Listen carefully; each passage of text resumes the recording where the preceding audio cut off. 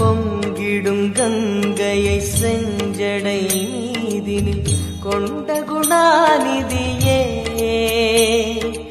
உன் திருவாசலில் ஆயிரம் கங்கையை உன் திருவாசலில் ஆயிரம் கங்கையை கண்களில் ஊறிடுமே அது குளி அருணாச்சல சிவமே.